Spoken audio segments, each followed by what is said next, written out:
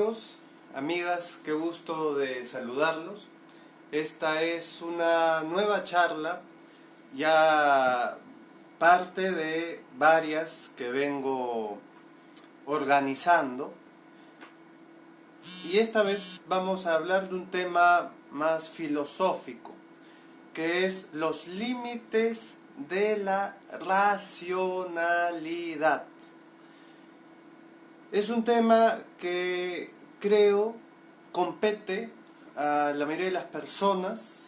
Pienso que mucha gente no lo tiene en cuenta y puede que el título suene muy lejano, muy intelectual, pero la verdad ya se van a dar cuenta mientras escuchen esta charla cómo es algo que afecta nuestro día a día, nuestra moral, nuestra vida familiar, la manera en que concebimos el mundo, etcétera, ¿no?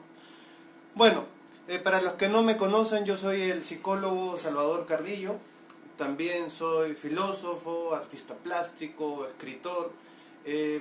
Pueden entrar a mi página terapiacarrillo.com. En la pestaña ebooks pueden descargar mi último libro, que es El alba de lo real. Lo pueden descargar totalmente gratis. Entran a terapiacarrillo.com en la pestaña ebooks. Ahí hay una opción en la que pueden descargar ese PDF, así como mi libro anterior, Supera la ansiedad, que es un libro de autoayuda. Es totalmente gratuito. Les recuerdo, quieren mandar saludos, preguntas, por favor, con toda confianza, pueden hacerlo por aquí o a mi Twitter, Terapia Carrillo. Muy bien. Bueno, entonces, yo desde muy pequeño tenía la duda sobre cómo vivir el mundo, sobre cómo entenderlo. Desde chico tenía la interrogante de cuál era el criterio adecuado para analizar el mundo, analizar la existencia, etcétera, ¿no? Entonces, siempre esta cuestión me cruzó la cabeza, ¿no? Siempre esta cuestión me habitaba en mí y intentaba de hallar respuesta a mi alrededor. Tenía muchas preguntas porque me era notorio que no había un consenso social de cómo confrontar la vida. Es más, lo que yo notaba es que había sistemas de pensamiento que se contradecían entre sí. Por ejemplo, había personas que indicaban que se debía seguir una moral cristiana y eso venía con toda una visión del mundo, que entraba en contraste con una visión cientifista, que entraba en contraste con una visión bohemia, que entraba en contraste con una visión machista del mundo, etcétera, etcétera, etcétera, ¿no? Fuerzas que van chocando entre sí por tener la razón y que ninguna tenía la solución perfecta para explicar el mundo, nada se reducía a nada. Entonces, desde muy joven yo me fui dando cuenta que la verdad era relativa, ¿no? Hay un filósofo griego que se llama Pirrón, que dice que quien habla sobre la esencia de las cosas tiende a ser un dogmático, porque en realidad no se debe hablar de la esencia de las cosas porque no hay una esencia de las cosas. Preparándome para esta charla estuve leyendo un libro muy interesante que se llama Breve Historia de la Ética, y notaba cómo la ética, lo que se considera bien o mal, a través de los tiempos ha ido cambiando. Aquello que la gente tradicionalmente decía, esto es lo bueno y esto está mal y estos son los valores familiares, religiosos, han ido transformándose. Incluso, y esto es algo de lo que las personas son poco conscientes, toda la racionalidad ética religiosa ha ido variando a lo largo del tiempo. O sea, cuando uno dice la iglesia dice esto, no siempre ha dicho lo mismo. También los famosos valores familiares no siempre son los mismos, ni todos, cuando hablan de valores familiares, están haciendo referencia a los mismos valores. Esta charla se llama Los límites de la verdad, de la razón, de la racionalidad, por varios motivos, ¿no? La racionalidad nunca es capaz de explicar totalmente a la realidad. Nunca.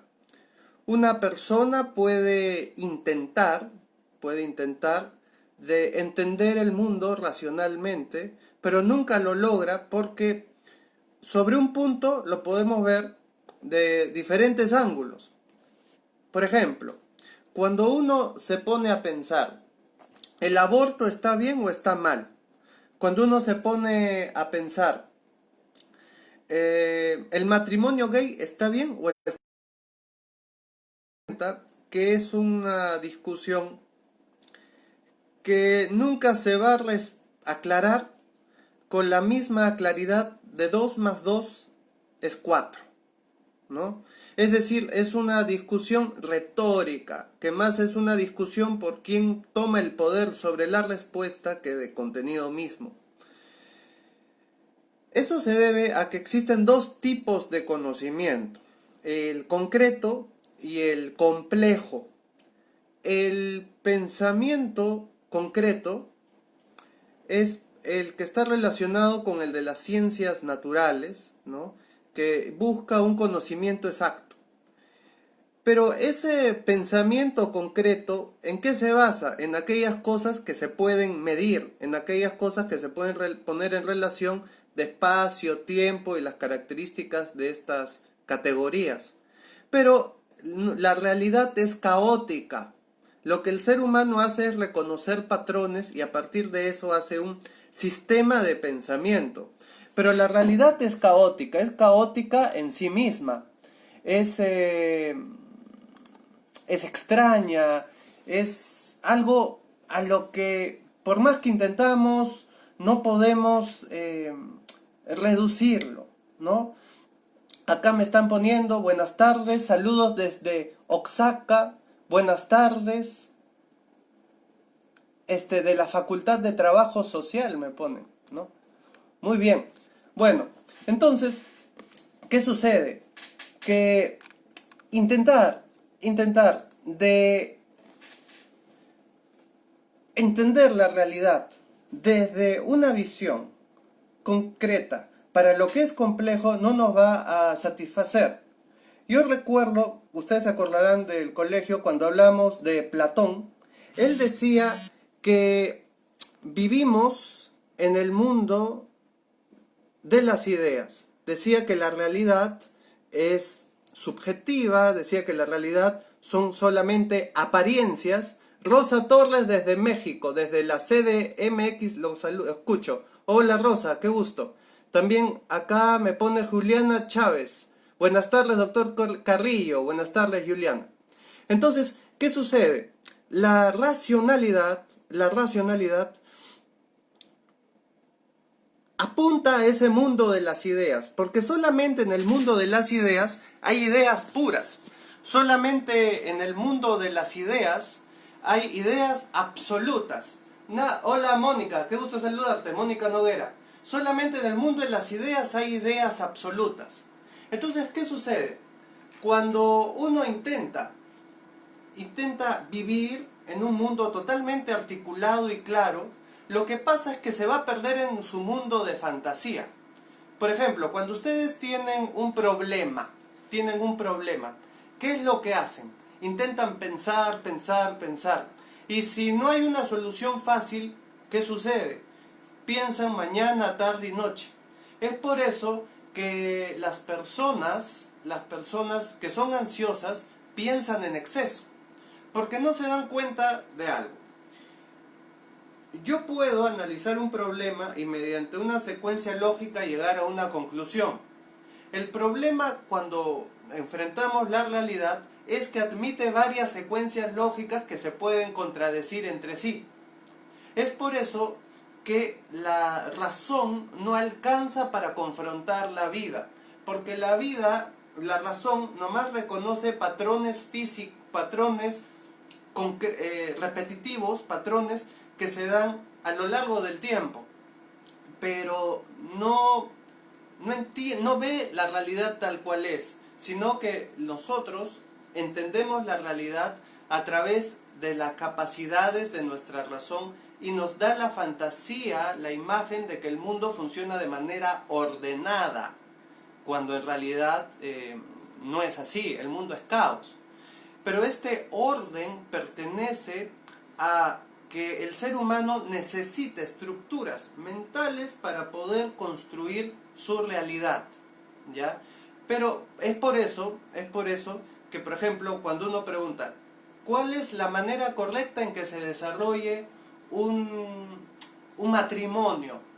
Entonces uno dice, ay, no sé, mira, es así, es asá, ¿no? Pero sabemos que no hay ciertas cosas básicas, pero no hay una gran fórmula. ¿Por qué no hay una gran fórmula? Debido a que yo como persona estoy olvidando que la realidad es compleja, que yo veo patrones repetitivos por los cuales intento de desarrollar un criterio, pero en realidad hay microprocesos de los cuales no me doy cuenta, ¿no? Entonces, ¿qué pasa? La idea de matrimonio perfecto, puro, existe en mi mente.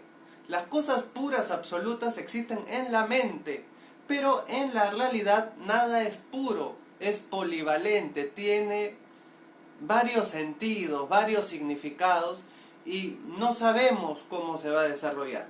Acá Ana Cecilia me dice, buenas noches doctor y presentes, muchas gracias por compartir y ofrecernos este espacio. Desde Argentina, Alejandra Marisela dice, buenas tardes, desde México, ¿no? Entonces, estimados amigos, qué importante lo que estamos diciendo, porque estamos diciendo que no podemos tener una comprensión absoluta de cómo confrontar las situaciones, ¿ya? Lo que les decía del dogmatismo es cuando una persona cree que ha llegado a una comprensión absoluta de cómo confrontar una situación. Entonces se dogmatiza. La crianza de los hijos se hace exactamente así, ¿no? O como se lleva una relación de pareja se hace así. O la ética de para trabajar es esta, ¿no? ¿Por qué? Porque intentan de dar una explicación simple a lo complejo. Voy a dar algunos ejemplos, fíjense. Usualmente, ¿con qué figura representamos a una montaña? Un triángulo, ¿no? Ya. Pero una montaña es como un triángulo, no. El triángulo perfecto no existe en la realidad, existe en la mente. Pero porque yo simbolice a la montaña como un triángulo, no significa que tenga una comprensión absoluta del triángulo. Otro ejemplo. Ustedes cuando caminan por la calle, ¿cómo es la calle? ¿Redonda o plana? Es plana. Pero en realidad, ¿el planeta Tierra es redondo o es plano? Gema del Toro me dice, buenas tardes Gema. ¿Es redondo o es plano? El mundo es redondo, pero nosotros lo experimentamos plano. ¿Qué quiere decir esto? Que uno no puede fiarse totalmente de su propia experiencia. Que como yo experimento el mundo, por más que vea patrones repetidos, no significa que he llegado a la comprensión del mundo, ¿no? Entonces, esto choca totalmente contra los dogmas, porque el dogma es el colmo de la racionalización. Para yo poder sostener un dogma, lo que necesito es cada vez alejarme del mundo, cada vez alejarme de lo real para meterme cada vez más en mi cabeza. Es por eso que muchas personas con trastornos emocionales tienen poca introspección emocional. Y es por eso que personas, por ejemplo, con trastornos de la impulsividad o adicciones, lo que tienden es a huir de la emoción mediante la búsqueda de estímulos fuertes. ¿Por qué? Porque esto nos aleja de la complejidad de la realidad. Porque una de las cosas que más nos choca del mundo real es que es tan complejo que no podemos sostenernos siempre una misma mentalidad. Entonces esto nos causa como un abismo. Exige que permanentemente estemos abiertos al mundo. Pero cuando una persona es cerrada al mundo, cuando una persona dice no, lo que yo creo es, entonces tiende a evitar la realidad y cada vez más tendrá una sensación de desconexión con el mundo. ¿Bien? Muy bien. Les recuerdo sus preguntas, comentarios, por favor, con toda confianza. Entonces, estimados amigos, amigas, muchas veces nosotros desarrollamos una idea de nosotros mismos y de los demás que es totalmente rígida, totalmente cerrada en sí misma. ¿Y esto qué ocasiona? Esto ocasiona que intentemos de no escuchar nuestro propio mundo interior, nuestros sentimientos, porque así protegemos esa idea que tenemos sobre nuestro propio. Un varón dice, yo soy muy macho, fuerte, no le tengo miedo a nada. Obviamente una persona que se piensa a sí misma de esa manera, cuando siente miedo, lo que va a hacer es evitar la situación que le da miedo o evitar lo que siente, para que no se vea afectada la imagen mental que tiene de su propia persona. Bien, acá Memnom me pregunta, ¿la racionalidad es útil cuando se sostiene con premisas válidas, sustentables, pero cómo saber si es que no estamos inmersos en sesgos cognitivos que constantemente nos hace dudar también de lo que decimos? Muy bien, muy buena pregunta. Justamente eso ocurrió con Copérnico, ¿no? ¿Por qué? Porque Copérnico dijo que la Tierra gira alrededor del Sol, pero todos creían que el Sol giraba alrededor de la Tierra. Entonces, ¿qué pasa? Que todos le dijeron, Copérnico, tú estás mal porque estás partiendo de premisas falsas. La verdad es por eso que toda premisa en verdad debe ser una premisa abierta. Es decir, toda premisa en realidad debe ser una postura. Necesitamos tomar posturas en la vida, tomar una postura. Necesitamos conectar con nuestras propias opiniones y reconocer que son simplemente posturas que estamos tomando en base a lo que hemos observado, pero que no son absolutas. Pero claro, esto es muy difícil porque nos gusta sentirnos dueños de la verdad.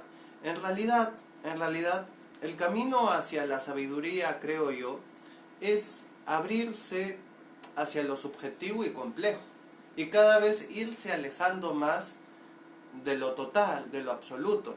Y algunos dirán que lo que estoy diciendo es anticientífico, pero no es así para nada, no es anticientífico, porque justamente eso es lo que dice la ciencia. La ciencia indica, o mejor dicho, las premisas científicas actuales indican que la necesidad que tenemos de entender el mundo y las respuestas que obtengamos, siempre debemos tomarlo como algo que potencialmente va a ir variando, va a ir cambiando, que no va a ser una cosa que siempre va a ser así, ¿no? Esto es muy difícil porque exige mucha apertura. Cuando las personas se sienten atrapadas en su vida, necesitan hacer dos cosas. Primero, comprender que esta sensación de estar atrapados en su vida en realidad es el cómo entendemos nuestra vida. Es atrapado, viene a ser que hay una mentalidad que ya no avanza, que ya no da. Entonces tengo que cambiar mi mentalidad, pero ¿basado en qué? En dos cosas.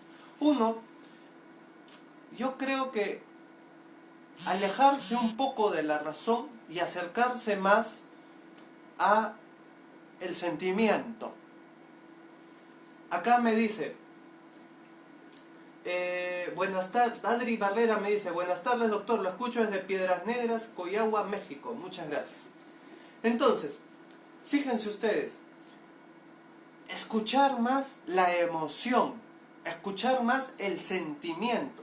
¿Qué sucede? Que ustedes se darán cuenta que hay momentos en la vida, en la existencia de una persona, en que realmente, por más que uno piense y piense y piense, no sabe cuál es la decisión correcta. No sabe bien cuál es la manera adecuada de confrontar la realidad. Entonces, ahí por más que tú pienses, no lo vas a lograr. ¿Por qué? Porque cuando uno ya se confronta en la realidad, se está confrontando aquello que es complejo. Entonces ahí múltiples posturas son posibles.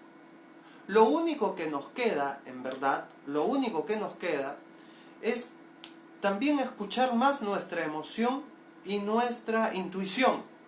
La intuición no da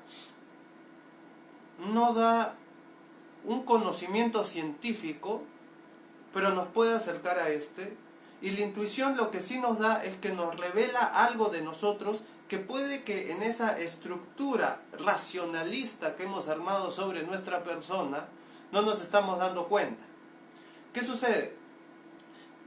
Nosotros somos parte de la realidad. La realidad es compleja. Conocerme a mí mismo nunca va a tener un punto final, porque yo soy demasiado grande y demasiado complejo.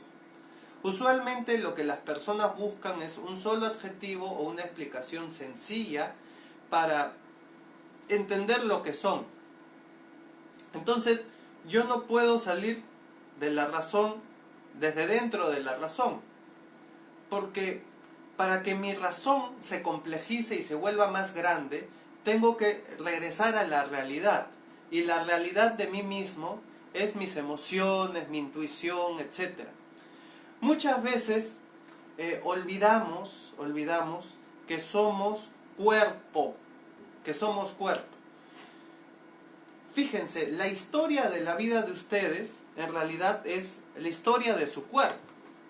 La mente, yo creo, la mente es una emergencia del cerebro. Y el cerebro es parte del cuerpo y el cuerpo está en la realidad. Cuando las personas se sienten desconectadas de la vida, en realidad lo que pasa es sus emociones. La sensación de que la vida es vida, de que estoy conectado en la realidad, es que tengo emoción, que mi sentimiento, mi emoción me conecta. ¿Cómo sé cuando alguien me está tocando? Porque siento que me palpa, ¿no? De la misma forma, ¿cómo sé que estoy en un evento? ¿Y cómo sé que está ocurriendo en un evento? ¿O cómo yo estoy reaccionando a un evento? Porque escucho a mis sentimientos, escucho a mi cuerpo. Fíjense, las emociones, ¿en dónde existen? ¿Existen en el éter? ¿Existen en un mundo aparte? No, las emociones existen en mi cuerpo. Cuando uno dice que está triste, que está molesto, que está ansioso, ¿en dónde lo siente? Lo siente en su corporalidad, lo siente en sus sensaciones físicas. Piensen, por ejemplo, siento tristeza. ¿Dónde siento mi tristeza? La siento acá. ¿Por qué? Porque toda emoción es una tensión muscular. Es es una sensación nerviosa. Redescubrirme, en el fondo, es redescubrir mi cuerpo. Redescubrirme es reencontrar mi propia sensibilidad y mi propia emoción. Porque es a la luz de mis reacciones que yo puedo ir desarrollando un nuevo criterio de quién soy. Pero si nunca veo mi parte emocional, entonces ¿cómo puede crecer mi introspección? Acá indica el psicólogo Sebastián Hernández: se siente en el cuerpo porque se somatiza, pero se enferma. Claro, lo que pasa es que psique y cuerpo... ¿Qué es la psique? ¿Qué es la psique? La psique es todo el conjunto de creencias que tengo que están alrededor de lo que es la imagen. Cuando la psique está rígida, la emoción se perturba o tiende a perturbarse. Y también la psique se enferma si es que nunca vea la emoción, porque la emoción es la fuente de información de cómo yo estoy reaccionando, de qué realmente me está sucediendo. Bella Di Siliego me pregunta: ¿qué pasa si me autodescubro narcisista? ¿Se puede recodificar las creencias? Sí, justamente yo pienso que cuando uno comienza a conocerse más a fondo, se vuelve más humilde. Porque el narcisista tiene una idea dogmática de sí mismo y se pelea con la realidad para mantener esa idea dogmática. Por ejemplo, si yo soy narcisista, maltrato a todos para así mantener esa idea falsa que tengo de que soy superior. Si yo soy narcisista, digo, no, los sentimientos de los otros no valen. Entonces escojo no empatizar, porque si empatizara, wow, me daría cuenta que la realidad es muy distinta. Abrirse a la vida trae humildad. Aquí Brina Lum, buenas tardes desde Pucallpa, Perú. Ah, Brina, la selva peruana me encanta. ¿Cómo estás? Y la frase de Descartes, dice Sandra Luz: pienso, luego existo, ¿estaría ignorando la realidad en su complejidad? Claro, Sandra, justamente cuando estaba hablando de estas palabras se me cruzaba por la mente Descartes. Descartes dice: pienso, luego existo. ¿Qué quiere decir una frase como esta? Que quiere decir que la existencia para Descartes se revela a través del pensamiento. Si se dan cuenta, esto está muy influenciado por Platón, que decía que el mundo de las ideas es la realidad. Esto es propio de personas extremadamente intelectuales. En realidad, siento, por lo tanto existo. Yo me doy cuenta de mi existencia cuando interactúo con la realidad, porque siento la realidad, porque experimento sensaciones en mi cuerpo. La realidad es más real que las ideas. Este es el punto central. Aquí indica Ana Cecilia Fulcinito: qué interesante lo que escucho decir, aprender dentro de nuestras posibilidades, estar a la escucha de mi propio cuerpo, qué es lo que sucede y qué hago con lo que me pasa. Acá Liliana Paredes me dice: muy interesante, Salvador, gracias, muchas gracias. Bueno, así es, Ana Cecilia. ¿Qué sucede? Que nosotros, si te das cuenta, tenemos el gran problema de que en la sociedad se suelen construir una serie de prejuicios que son un esquema cerrado de cómo tiene que ser una persona, ¿no? Pero usualmente en la sociedad no hay un solo esquema cerrado, sino que hay múltiples esquemas cerrados, ¿no? Uno es el tradicionalista, moralista, ¿no? Pero también el opuesto es otra forma de esquema, ¿no? Por ejemplo, Alan Watts, el filósofo Alan Watts, decía que cuando se juntaba con los hippies, decía: pero ustedes dicen que son muy libres y muy auténticos, pero todos ustedes se visten igual. Entonces, ¿qué clase de autenticidad o individualidad es esa, no? Es decir, en general todos estamos influenciados por las convenciones cerradas, porque lo que buscamos es pertenecer al grupo. Entonces, lo que más ha ido destacando dentro de ciertos grupos, entonces es lo que termina siendo la convención, lo que termina siendo el modelo a seguir. Entonces, muchas personas desperdician su vida intentando encajar en pero que es un modelo en que nadie encaja, porque es cerrado, demasiado estructurado, y el ser humano es muy cambiante, no puede ser siempre de una misma forma, ¿no? Aquí, a ver, la amiga Helen Angels Troya pregunta: los prejuicios y los sentimientos de culpa, ¿cómo pueden influir en tu racionalidad? Muchísimo. Porque ¿qué pasa? Miren, yo no estoy hablando en contra de la racionalidad. Lo que estoy diciendo es que la racionalidad es el instrumento del ser humano para entender la realidad, pero no debe ser cerrada en sí misma. Justamente la racionalidad tiene que alimentarse de la realidad, y el autoconocimiento tiene que alimentarse de verse uno a uno mismo. Entonces, las propias emociones, el propio cuerpo, el tomar conciencia de qué está pasando, ¿no? Asimismo, para que yo pueda tener un mejor criterio de vida, obviamente también necesito experiencias nuevas. Muchas personas curiosamente, quieren volverse más sabias y quieren tener una visión más amplia de la vida, pero no tienen muchas experiencias. Una persona que está buscando madurar, obviamente tiene que aprender muchas cosas, pero también tiene que buscar tener vivencias, tiene que buscar experiencias, ¿no? Por más que yo tenga una fórmula para la vida, no voy a poder vivirla.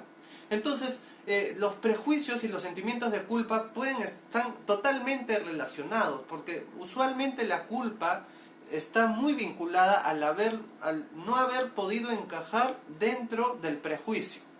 Entonces, yo filtro la realidad por medio de mi razón, como filtro la realidad por medio de mi razón, es de estar permanentemente chequeando esa conclusión a lo que he llegado a la racionalidad, porque nunca va a llegar a una conclusión definitiva. El problema es cuando creemos que sí lo hemos llegado, el famoso yo soy así. Jesús Uitz Sol pregunta: hola, buenas tardes, ¿cómo usted definiría la racionalidad?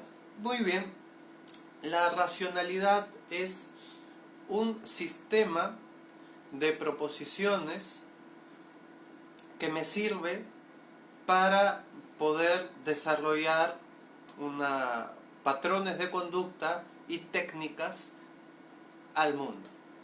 Bien, pero estos patrones, este sistema de proposiciones, ¿no? Este sistema de proposiciones que están relacionadas entre sí con lógica, es un modelo de la realidad que me es útil, pero no es la realidad misma. Ustedes habrán escuchado esto del mapa, no es el territorio, exactamente eso. Bien. Vale Prieto Coduti me pregunta: ¿la racionalidad como mecanismo de defensa se lo puede trabajar? La racionalidad no es un mecanismo, bueno, la racionalidad es un mecanismo de defensa cuando yo fuerzo lo que pienso para poder mantener ese sistema mental que tengo en la cabeza. Por ejemplo, yo digo, la forma de explicar el mundo es el comunismo. Entonces, intento de armar toda una palabrería para justificar que los crímenes de las naciones que han sido comunistas no estuvieran mal, ¿no? Entonces lo racionalizo, es decir, busco que la razón esté al servicio de mi mente en vez de que sea al revés. Porque en general ninguna doctrina aguanta la realidad, porque la realidad es demasiado grande y demasiado cambiante. Alejandra Marisela pregunta: tengo días dando vueltas a tomar una maestría que me quitaría mucho tiempo con mis hijos. Me gusta la idea de estudiar, pero me hace pensar en culpa y sacrificios. Aquí creo que mi cuerpo dice entonces, si no lo veo disfrutable, no lo hago. Entonces a la racionalidad comienza nuevamente a dar vueltas y vueltas. Este es a lo que se refiere con ayudarnos a mi cuerpo por miedo. Uno es justamente, tienes que escuchar a tu cuerpo, a tu intuición, porque lo que la racionalidad usualmente hace en las personas es intentar de proteger la identidad que se ha formado de sí. Entonces, por ejemplo, ¿no? Digamos que alguien tiene idea de sí mismo, yo soy la encarnación de lo responsable, bien hecho y estudioso. Entonces, yo me doy cuenta que en el fondo no quiero meterme esa maestría porque más daña la identidad que tengo, daña la imagen que tengo de mí mismo. Pero es lo que tiene que primar, es lo real, lo que realmente siento. No debe de primar esa identidad cerrada, porque justamente el intentar de mantener una identidad cerrada y no salirse de eso está al centro de todo trastorno de personalidad y de la mayoría de problemas de ansiedad. Jessica Terra-Arguello me pregunta, ¿cómo derribar las estructuras? Ser menos regional y más sentimental, caigo siempre en el pesimismo.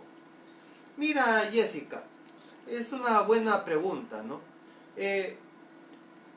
No podemos no tener estructuras mentales, ¿ya? El mismo hecho de creer que no tenemos estructura mental es una estructura. Lo que podemos hacer es el estar con una actitud abierta a no estancarnos en estas, sino estar abiertos a revisarlas y cambiarlas conforme haga falta. Y mediante eso, mi vida será más plena.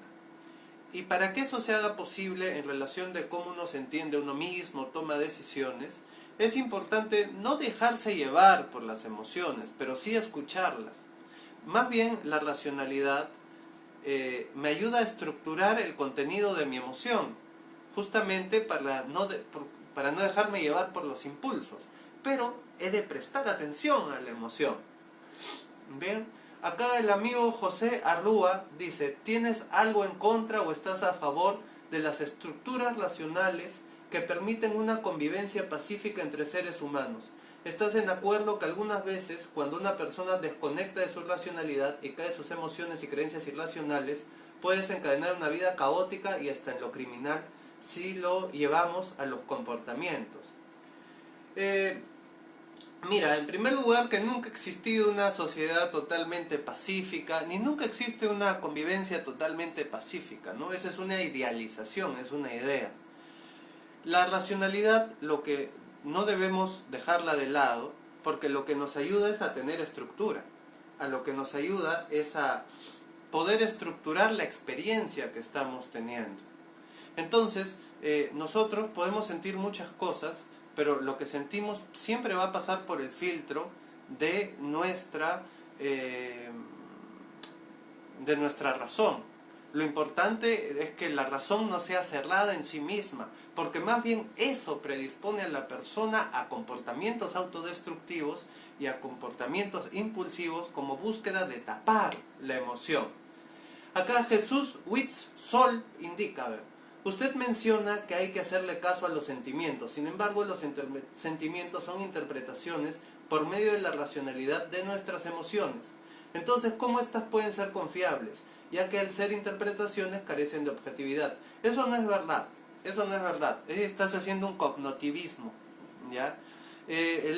La razón no explica totalmente a las emociones. Las emociones y la razón se influencian mutuamente entre los dos.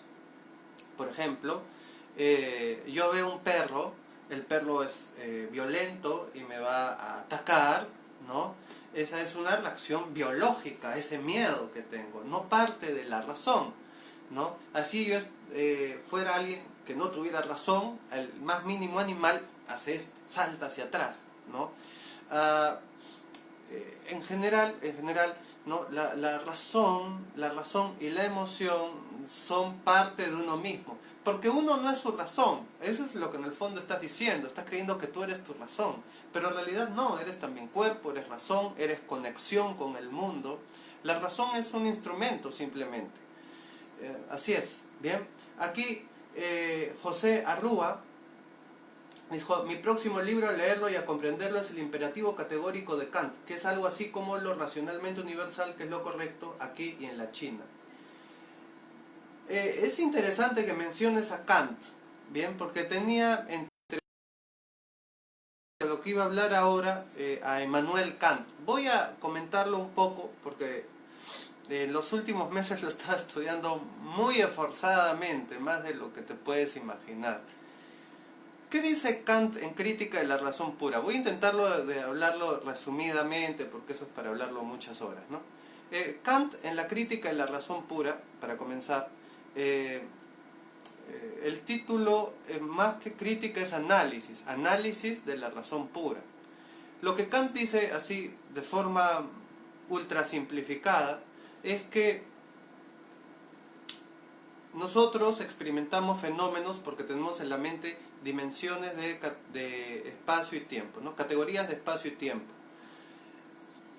Y que nosotros esa información la ordenamos mediante diversos niveles, ¿no? Pero que aparte de esos fenómenos hay el noúmeno, que es aquello que se escapa de nuestra construcción de la realidad, porque nuestra razón es limitada. Entonces, de ahí que no podamos nosotros llegar a razonamientos absolutos, por ejemplo, si existe Dios o no, porque no podemos salir de lo que conocemos, no podemos salir del fenómeno, ¿bien? La cosa en sí, las cosas tal y como son, nosotros las experimentamos como fenómeno, pero hay gran parte de la realidad que no experimentamos, eso es el noúmeno.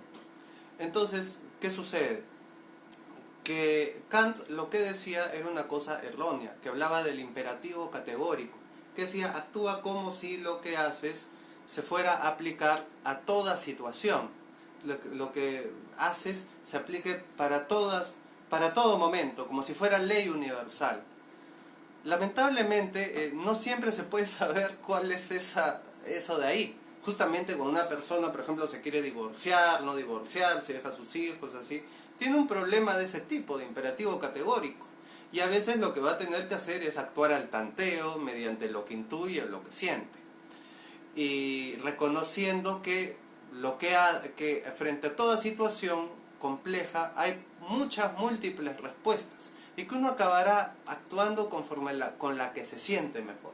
Bien, esa es un poquito la explicación y crítica de a crítica de la razón pura, y lo del imperativo categórico ya pertenece más a lo de crítica a la razón práctica. Bien, pues son cosas muy intelectuales. Entonces, Ana Cecilia Furficino dice, estar disponibles para autoescucharnos e identificar lo que estamos necesitando y sin vivenciar culpa alguna, que prevalezca el desear ser o hacer por sobre el deber ser o hacer. De esa manera se empezarán a desrigidizar los prejuicios ya instalados en cada uno. Bueno, siempre va a haber culpa, ¿no? Siempre va a haber culpa, porque esto es algo de lo que quería hablar, ¿no? Todos nosotros tenemos algo que yo llamo las emociones complejas, ¿no? Creemos que lo tenemos todo claro, nuestra vida va bien, lo estamos haciendo todo bien, mentalmente lo tenemos todo clarito, bien estructurado, y de repente aparece una emoción en uno que no sabe de dónde salió, ¿no? Que no sabe de dónde apareció, ¿no? Por ejemplo, una persona se casa, gana su plata, su vida va linda, ¿no? Tiene una pareja ya maravillosa, unos hijos que se sacan primer puesto en el colegio y son los que más meten gol en el fútbol, etc., ¿no? Pero de repente, aparece una insatisfacción profunda en la persona, o un deseo de vivir de otra manera. ¿De dónde proviene eso? Del interior. Pero es la complejidad del ser humano manifestándose y demostrando que es más grande que los esquemas mentales de los que uno puede ser consciente.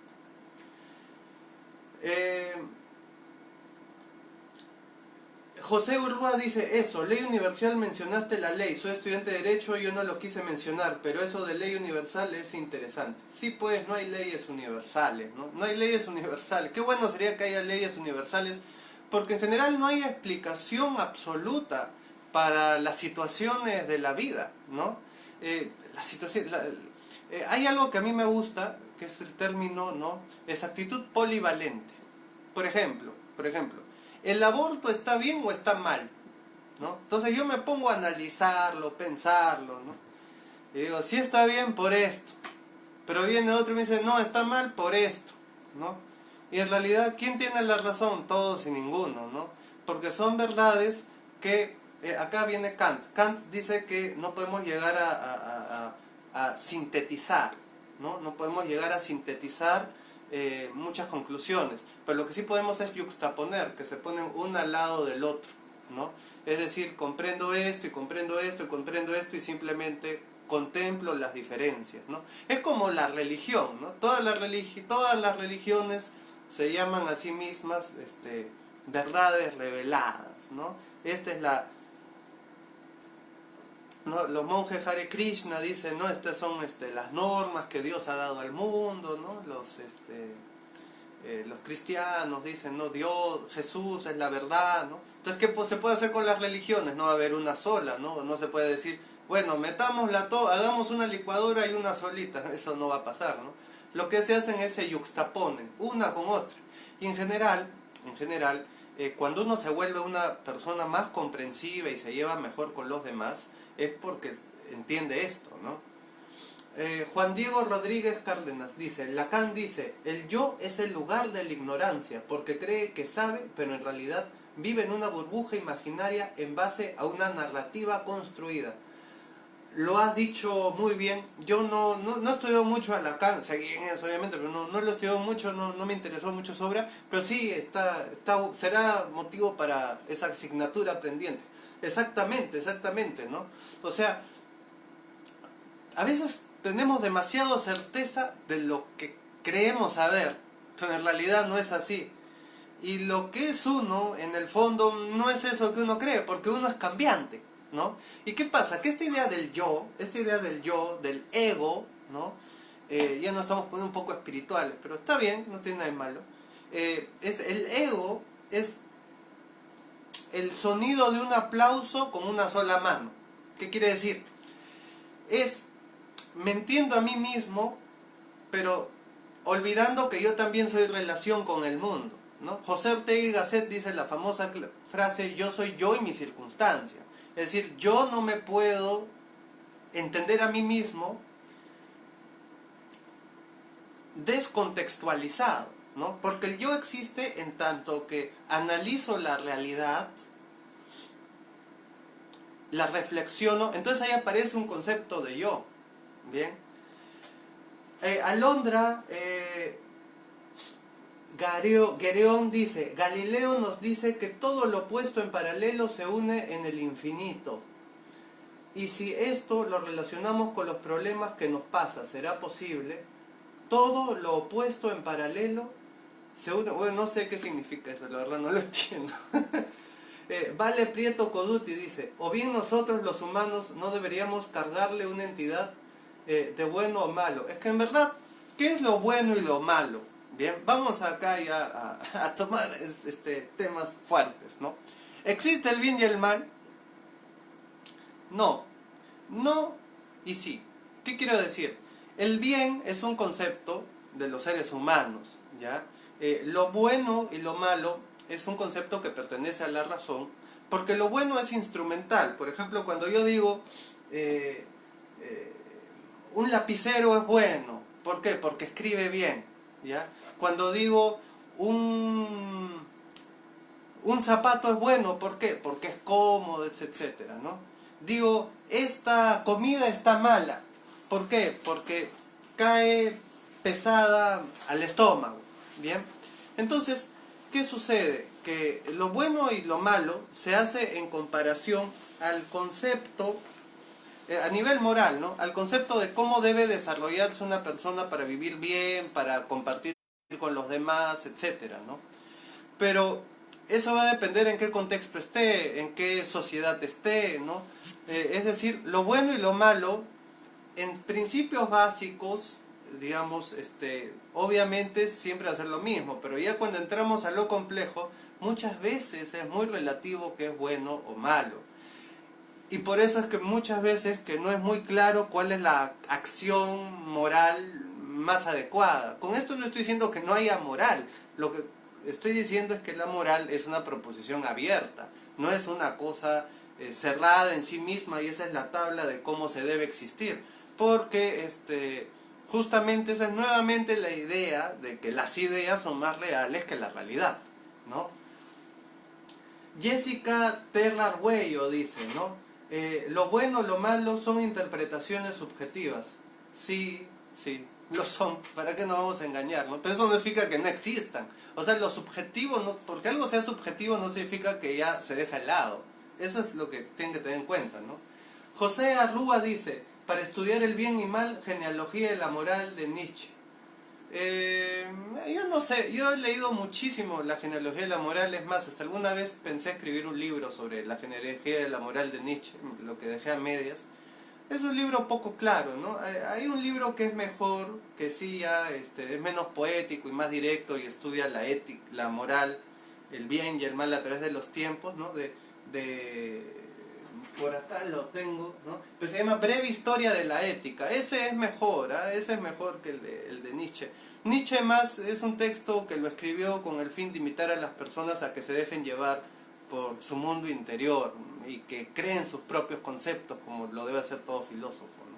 Bueno, Urias Oliva dice, tengo un familiar con trastorno límite de personalidad. ¿Qué pasa con la racionalidad de estas personas? ¿Qué tanto puede distorsionar la realidad o salirse de ella?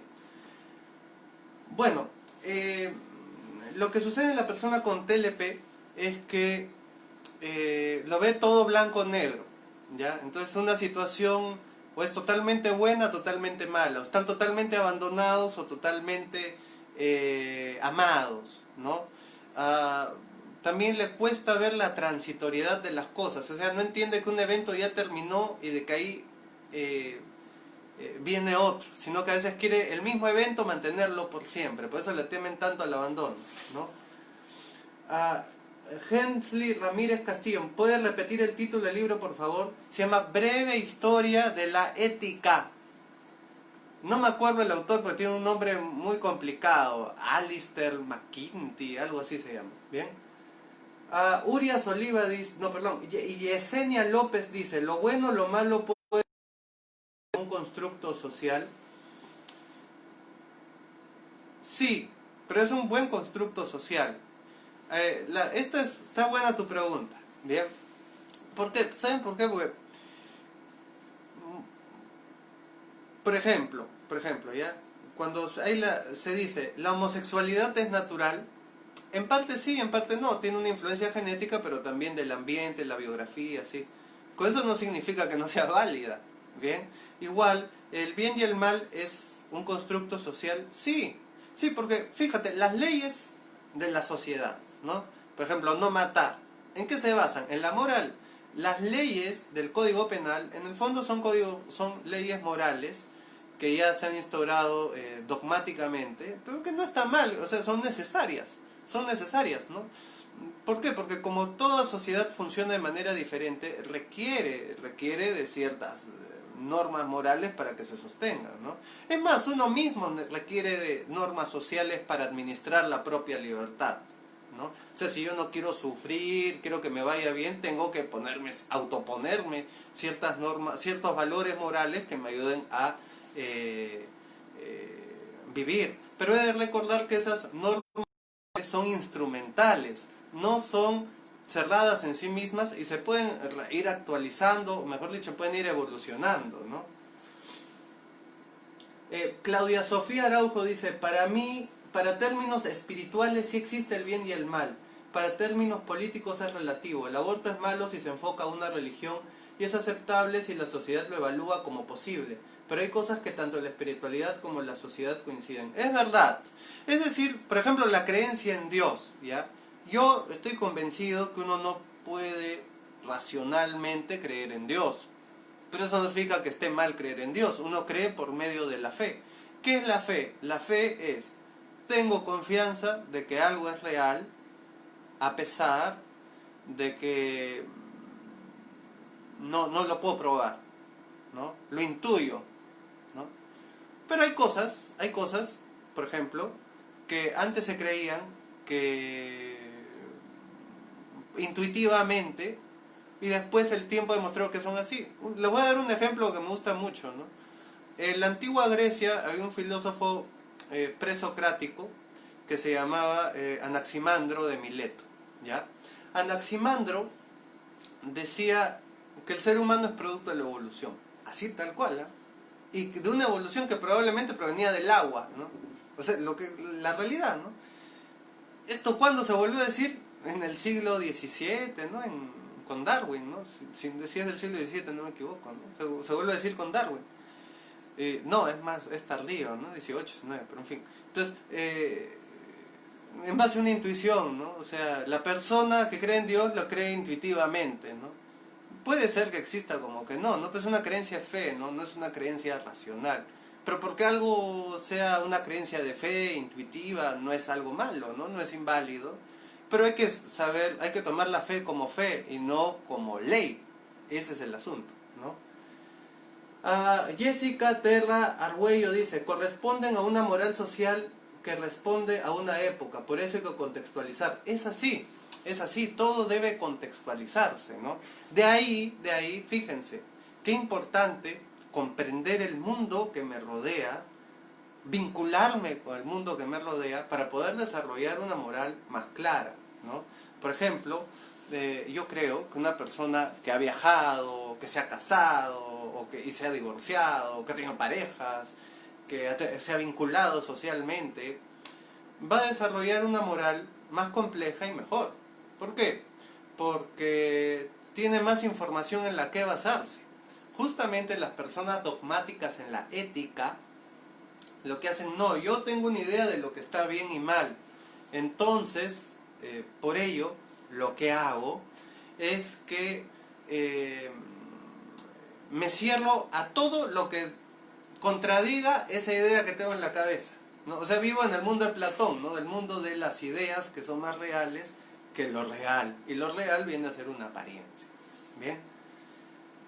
Ana Cecilia Fulchino dice, somos seres en constante evolución, transformación y cambio. ¿Sí? Así es. Somos seres en constante evolución porque el mundo está en constante movimiento, en constante transformación. El mundo es caótico. El mundo es caótico, ¿no?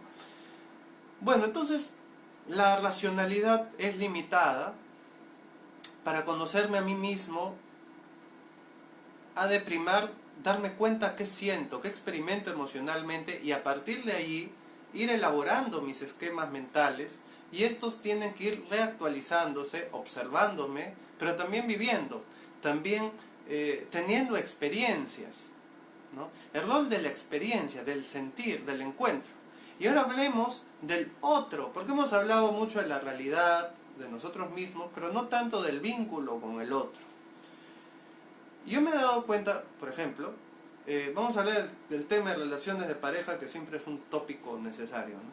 En las relaciones de pareja, la gente, fíjense, tiene una idea de cómo debe ser una relación de pareja, ¿no? Ha concluido, la relación de pareja tiene que ser así, o la relación correcta debe ser así. Esas personas nunca triunfan en la relación de pareja. Nunca. ¿Por qué? Porque la realidad nunca se va a ajustar a ese esquema ideal, pues, ¿no?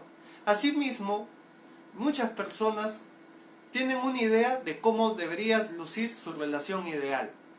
Entonces, lo que allí sucede es que van al mundo a vincularse con los demás para ver si esa fantasía que tienen se cumple, ¿ya?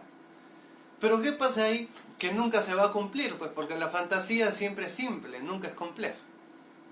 Bien, esto da mucho que pensar, ¿no? ¿Nos podrías ofrecer alguna bibliografía desde el cual sustentar la idea de relacionalidad crítica de la razón pura de Immanuel Kant, ¿no?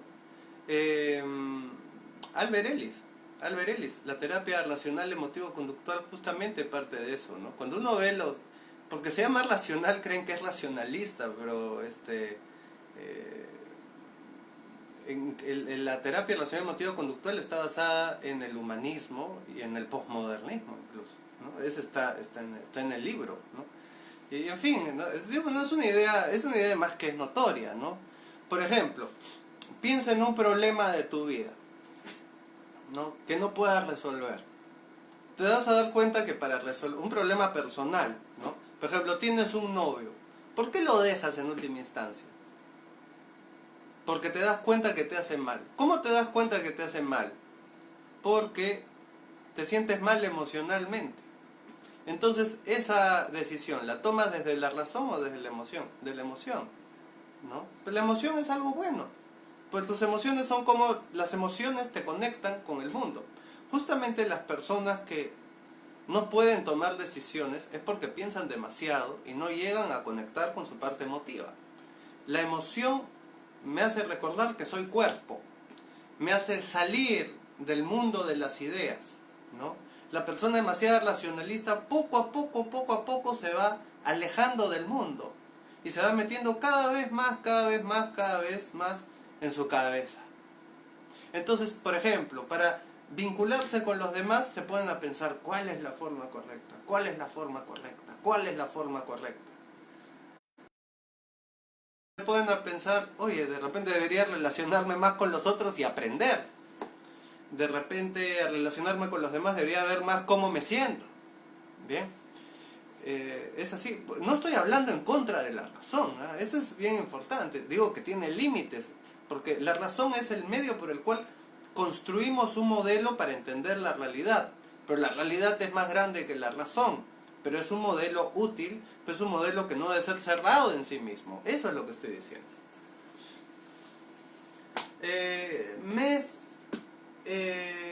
Dice, ¿qué pasa con las personas que tienen algún diagnóstico psiquiátrico o clínico y cómo se relaciona con los límites de la racionalidad? ¿Son demasiado racionales o muy poco? Usualmente los trastornos de la ansiedad, sobre todo, están muy relacionados con pensar demasiado, ¿ya? En general, todo problema emocional, esto lo puedes encontrar, ya que me están preguntando bibliografía, esto lo puedes encontrar en la obra de Steve explicado. Los problemas emocionales tienden a estar muy vinculados con la disociación de las emociones. Los trastornos de personalidad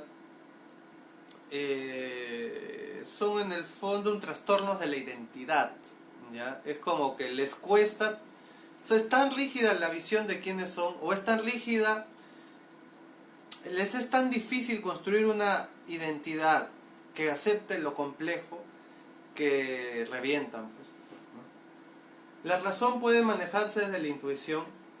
La razón ayuda a dar forma a la intuición, ¿bien?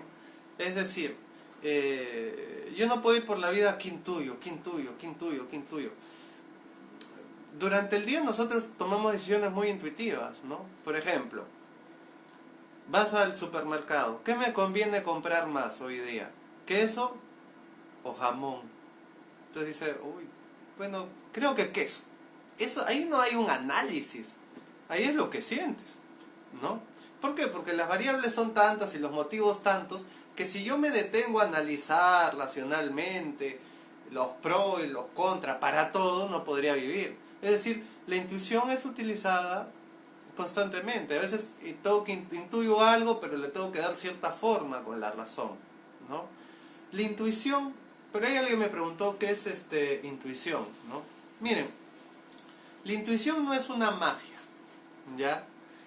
Yo les voy a decir lo que yo creo que es intuición, y bueno, creo que es una buena definición, ¿no? Para mí la intuición es un saber al que se llega sin haber hecho un análisis previo y que es fruto de un procesamiento inconsciente del cerebro y que me sirve justamente cuando es demasiado difícil o imposible llegar a una conclusión certera por medio de un análisis secuencial y lógico. Eso es la intuición, ¿bien? No es una magia, es decir, yo intuitivamente, o sea, yo no puedo usar la intuición, yo intuyo que existen los extraterrestres, ya, que se pongan los libros de ciencia que estudian los extraterrestres, no. pero me sirve para tomar decisiones personales, y nosotros usamos la intuición todo el día, sino que no nos damos cuenta, ¿no? Alondra Guerón dice, una personalidad es algo superficial, por eso hay personas con envidia. Bueno, miren, el centro de de la identidad de una persona suele ser la vanidad, ¿ya? Todos buscamos sentirnos especiales, valiosos. Eso no es algo malo, el problema es cuando esa vanidad se llega a ser arrogancia, ¿no? O está desembocada. En general, necesitamos algo de humildad si queremos paz interior, porque el mundo pues nunca va a confirmar nuestra vanidad, ¿no? Entonces, bueno, amigos, amigas, hemos hablado de bastantes temas sobre la razón, la racionalidad.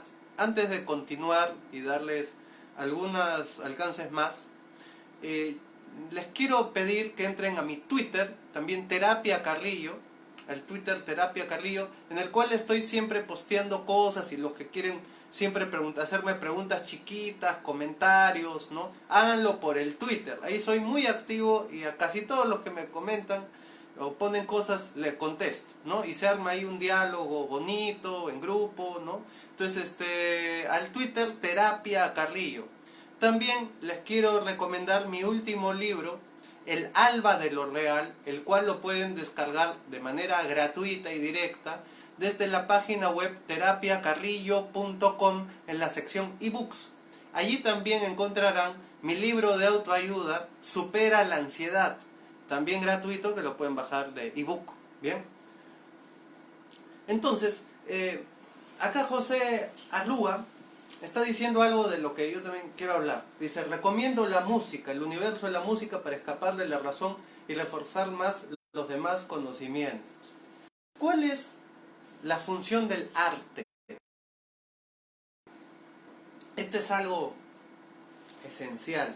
El arte, la cultura, es fundamental para la vida, porque yo creo que todos necesitamos nutrición emocional. Así como el cuerpo necesita nutrición alimenticia, las emociones también requieren nutrición emocional, algo que nos llene. La razón es analítica, pero la razón no nos nutre emocionalmente. Lo que nos nutre emocionalmente tiende a ser aquello en lo que nos sentimos reconocidos y sostenidos emocionalmente. A veces, sentirse mejor no pasa por un cambio de creencias, ¿ya? A pesar de lo que diga el señor Albert Ellis. Yo creo que si uno cambia su forma de ver las cosas, puede modular sus emociones, pero el consuelo viene de afuera, ¿bien? Puede ser en el encuentro significativo con el otro y con el arte, la literatura, la pintura, la música. La alta cultura tiende a nutrirnos emocionalmente. El arte no es algo racional, no apunta a una comprensión, es un fin en sí mismo.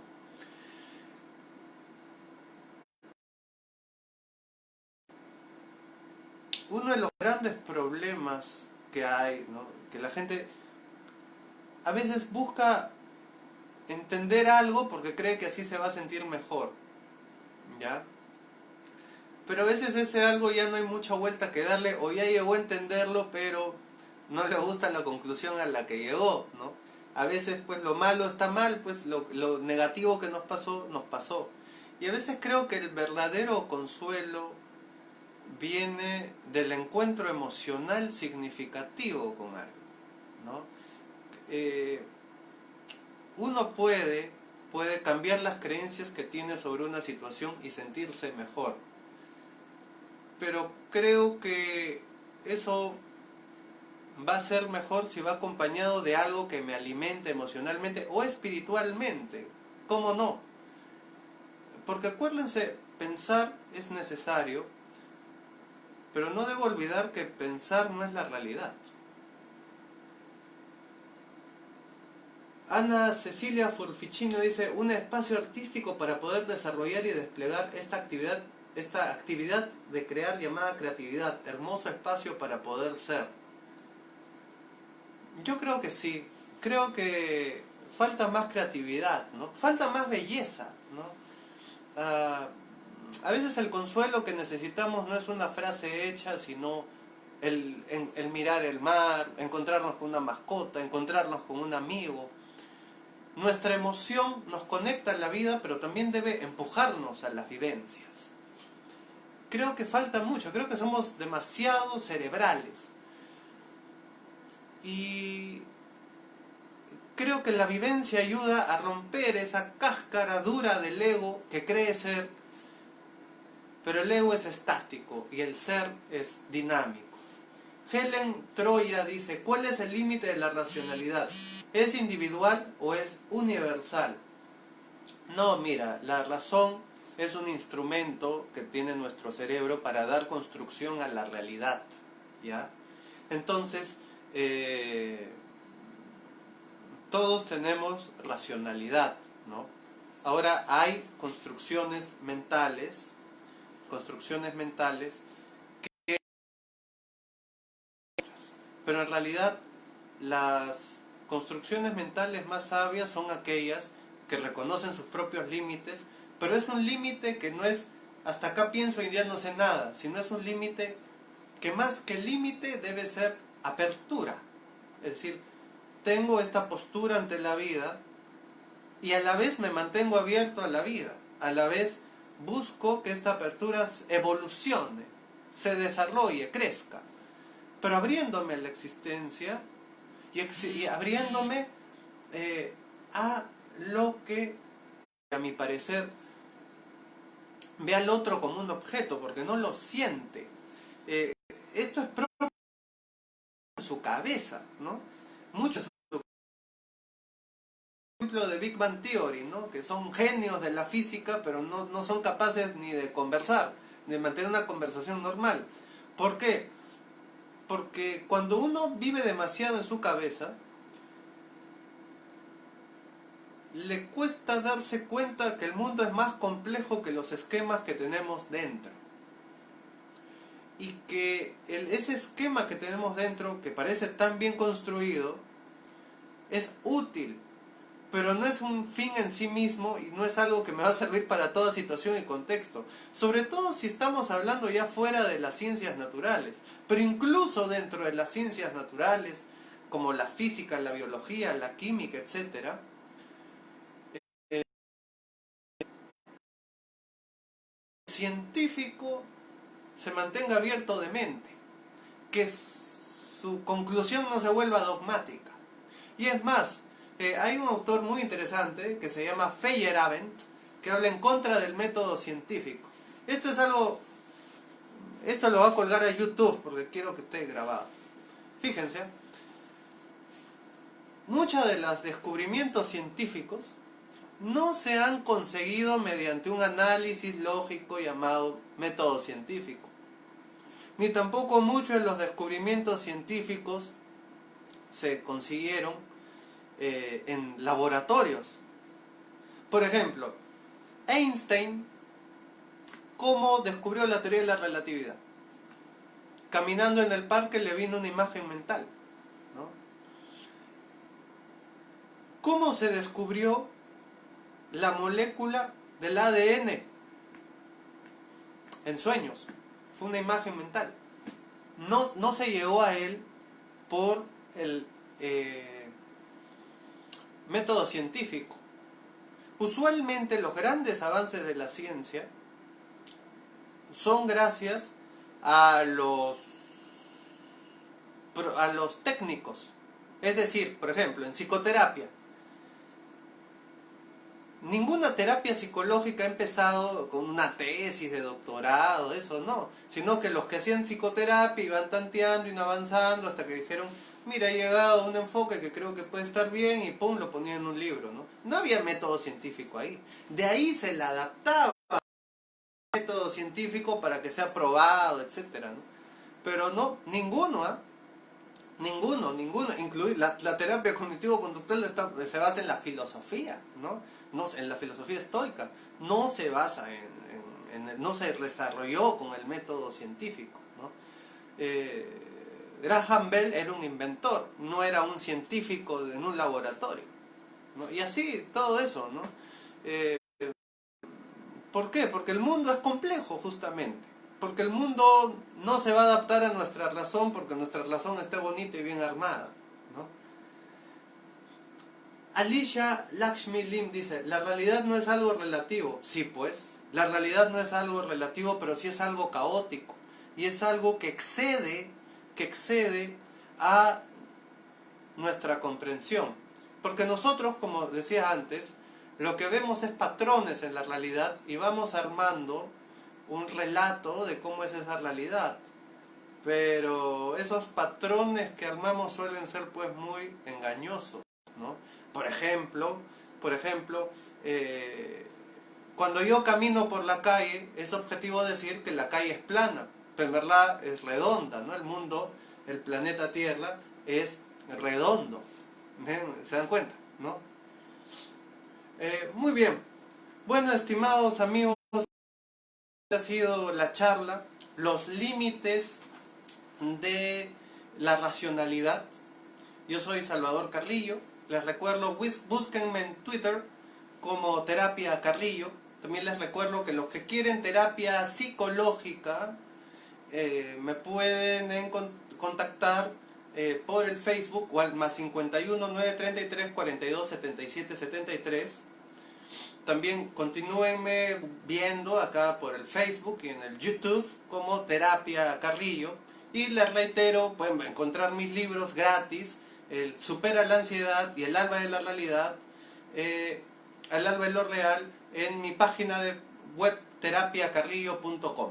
Bien, bueno, estimados amigos y amigas, un muy fuerte abrazo, los quiero mucho a todos y hasta una próxima charla. Hasta luego.